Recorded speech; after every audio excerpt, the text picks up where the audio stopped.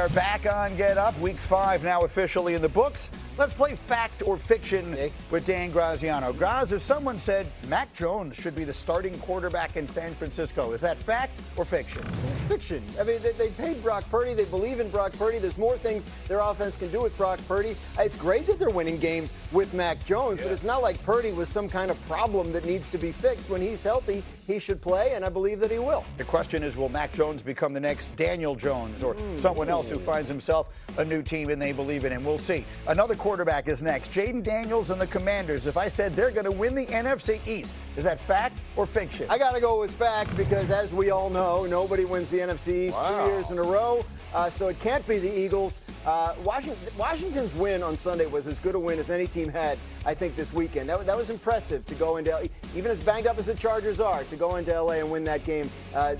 Washington's a force to be reckoned with. Came from behind to do it. And then finally, also in that division, the Cowboys. If someone were to say, through 5 weeks, Dak Prescott is the MVP, is that fact or fiction? It's fiction because Baker Mayfield is the MVP right now. Look, they're 4-1. Cowboys, what are they, 2-2-1? So, Dak's playing as well as anybody. It's incredible to watch what he's doing. They had 4 starting offensive linemen miss this game on Sunday, as well as CeeDee Lamb and Kevontae Turpin. So that's 2 of their top 3 wide receivers. Dak is locked in right. He is playing like a guy whose rehab from injury went about as well as anybody could possibly have expected. You know, I'm thinking back to a couple of years ago when Dak was the runner-up for the MVP, if my memory serves, and you were talking a lot about how Dak is doing more at the line of scrimmage than most quarterbacks and that most people would recognize. And it seems to me he's back to a lot of that. And he's got for the first time in a while, he has a newfangled, creative offensive play caller and designer in Brian Schottenheimer. Yeah, we should really respect what Brian Schottenheimer's done with this offense. The defense, not quite there yet. Right. But I think your point is, the important thing about what Dak is doing is they're never in bad plays, and he often puts them in the best play for the situation. So when you have talent deficiencies in certain spots along the offensive line and receiver, if you have a situation where all your players are good but none of them are great, you find a way to get advantages where you can. And then you top it all off with Dak's ability to be accurate down the field, eating the seams alive on a regular basis. That guy's special. The one thing we always talk about with quarterbacks is how do they elevate the guys around them. And what we've seen from Dak Prescott, the fact that they are 2-2-1, with the way their defense has played, with the injuries on the offensive line, with CeeDee Lamb not being out there, a lot of it is the credit of what Dak Prescott has been able to do offensively, the points they're putting up, and to your point, Nick, getting them in the right play and executing has been the big thing. I love what Schottenheimer has done. First of all, with the offensive line being banged up, they protected the daylights out. They gave him different protections. They didn't make it where he's standing in one spot. They let him. They did a fantastic job of not exposing. And even if it was a one-man route, that Pickens thing, 2-man route. I mean, and he goes and go win. Like he understands a lot of that to happen. That's good stuff. If Dak stays healthy, are the Cowboys a playoff team? I think they can get there. And look, I'm going to add to the Schottenheimer thing because obviously he can scheme offense. But this was a head coach hire that was roundly panned. He may actually be a good head coach. Being around that team a little bit early this year, the players, the coaches, they talk about the culture he is establishing there. They are bought in. The guy might have actually been one of the better hires of the offseason. All right, we have a lot more football conversation as we go, but I've said all week it is the best time of the sports here. We got the baseball playoffs, we got the NFL and the college football, we got the WNBA finals, and tonight, hockey is back and better than ever. Welcome to another season in the NHL.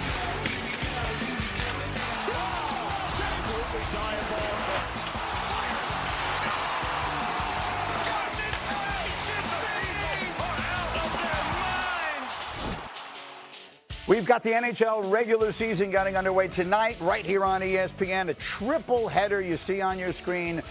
And we are delighted to be rejoined by the commissioner of the NHL, Gary Bettman. His first time in our new studio. Welcome. Great place. What do you think? It's terrific. We don't have the same views of the river? Fake view. Right. The other one was fake, too, but we don't like to talk about it. Okay, let's dive into this. The big news came yesterday. Connor McDavid staying put in Edmonton, taking a hometown discount at a time where the big market teams were sort of lurking and the salary cap is rising. What did that say for him, and what does it mean for the league? I think it speaks volumes about what a great NHL player will do to win. I think it shows his commitment to Edmonton, and it shows that he's committed to winning a Stanley Cup and bringing it back to Edmonton. I think it's terrific news for Oilers fans. I mean, for the league, he was going to play, so it wasn't an issue. But it really is a great statement about the team orientation of our game.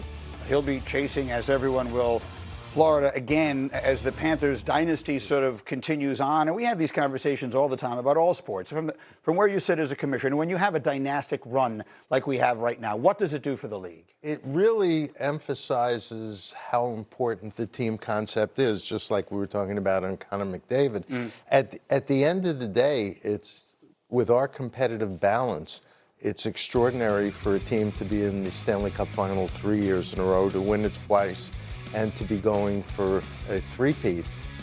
They've done a remarkable job down in Florida. The Panthers are a great organization. The players love playing together. It's a testament to ownership, Vinny Viola and Bill Zito, the general manager, as well as obviously the players. One of the things that we're seeing in all sports now with, the way players train and nutrition and all that is the longevity.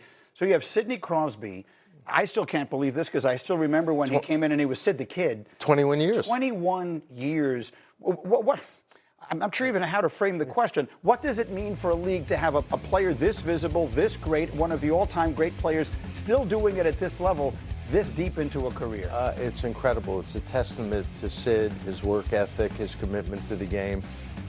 He has a shot likely to beat Mario Lemieux's franchise record for points.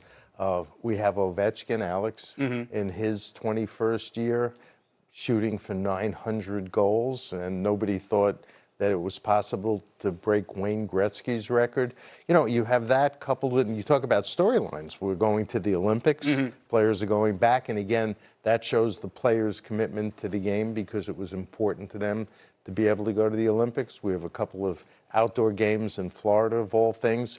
We're coming off a great season. Our competitive balance is extraordinary. And so when you look at how we start on day one, we're looking forward to what should be an incredibly good season. Let me finish it up with that thought on the Olympics, because the Four Nations tournament last year, I was swept up. I think everyone was swept up in that.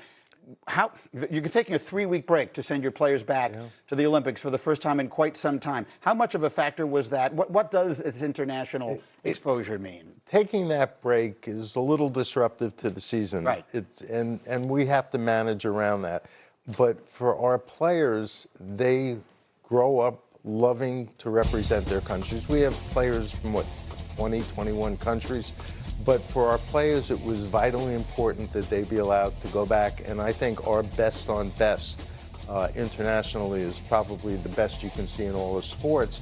And because it was so important to the players, we decided we had to go back. It's a good decision. I thought last year that was a real boost in so many ways. So great to see you. Best of luck as the season gets underway. Let me show everybody exactly what we have tonight and today on ESPN and the all-new ESPN app. You mentioned the defending champion Panthers. They will raise their banner, and then they will host the Blackhawks. That's 5 Eastern. Then you will see Sidney Crosby and the Penguins visiting the Rangers here in New York. And we cap the night with the Avs taking on the Kings. Our coverage starts with The Point at 4 o'clock Eastern. All the action is coming up today. Meanwhile, as we continue